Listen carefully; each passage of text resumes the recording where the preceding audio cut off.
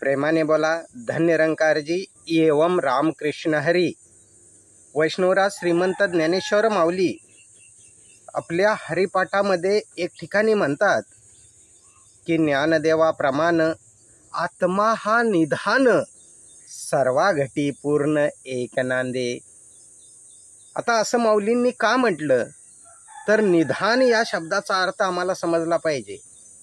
ज्याप्रमाणे एखादा पेशंट आपण डॉक्टरांच्याकडे घेऊन जातो तेव्हा डॉक्टर म्हणतात आत्ताच मी काही सांगू शकत नाही, आपण त्याच्या टेस्ट करू आणि ज्या वेळेला आजाराचं निदान लागेल, निदान म्हणजे शोध लागेल, आणि ज्या वेळेला निदान लागतं त्यावेळी डॉक्टर म्हणतात अमुक अमुक गोष्ट आहे, अमुक अमुक ट्रीटमेंट करावी लागेल।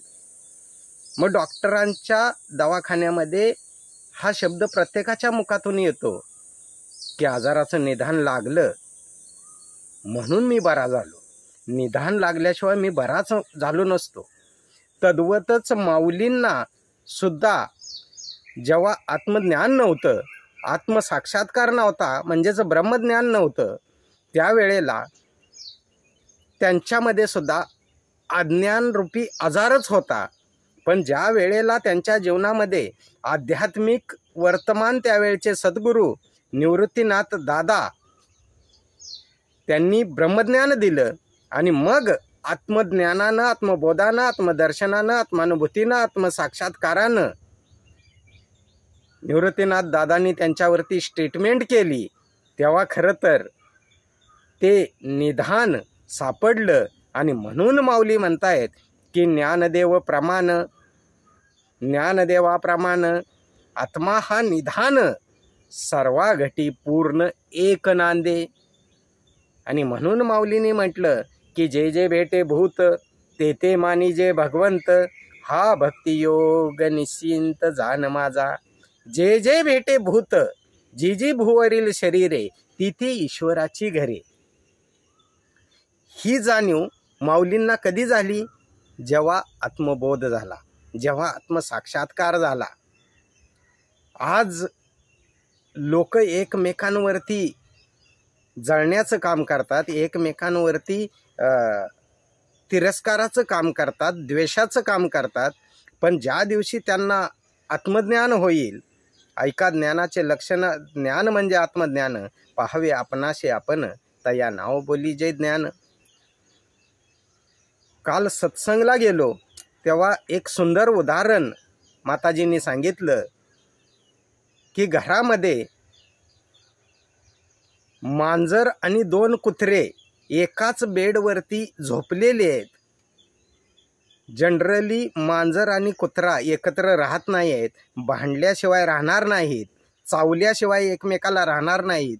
पण तिथे ती अवस्था का होती तर इतर जगातल्या कुत्रे मांजरासारखी ती कुत्री मांजरं नव्हती, तर ती कुत्री मांजरं अशी होती की त्यांनी जाणलं होतं की तुमचा आणि माझा म्हणजे दोघांचाही मालक एकच आहे।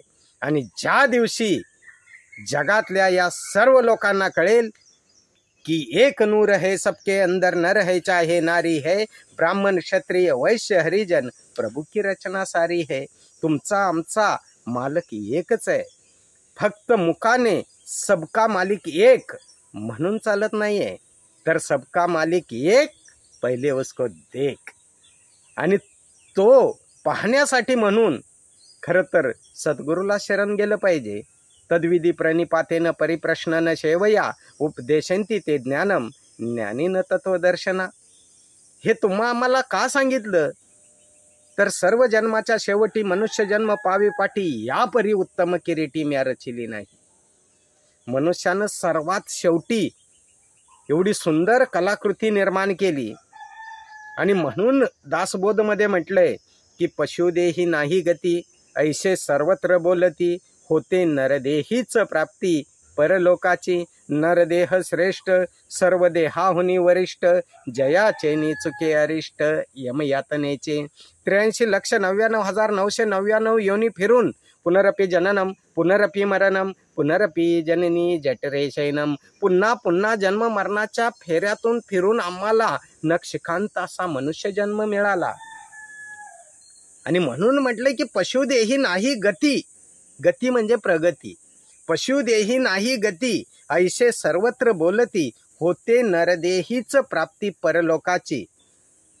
का नरदेही प्राप्ती परलोकाची होती?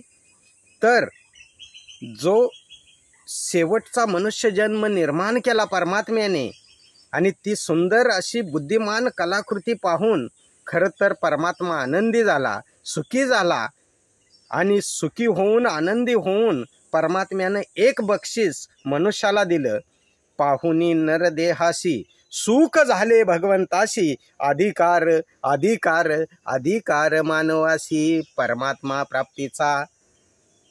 प्राप्तीचा अधिकारच देऊन टाकला. म्हणून या माझ्या हरीच्या लाडक्यानं, या माझ्या भाविक सज्जनानं, आज संपूर्ण विश्वामध्ये समयाचे वर्तमान सद्गुरू माता सुदीक्षाजी महाराज अर्थात निरंकारी माताजी सर्व जगाला तोच ज्ञानेश्वर माऊलींचा शुभ संदेश देत आहेत की बाबांनो, या श्रद्धेचा नमस्कार करा आणि खऱ्या अर्थानं आत्म्याचं मिलन परमात्म्याशी करा. खरं तर घागरीतलं पाणी सागराला मिळू द्या. जल में कुम में जल, बाहर भीतर पाणी, फुटा कुम जल ही समाना, तेने कहियो ज्ञानी. फुटा कुम जल ही समाना, तेने कहियो ज्ञानी.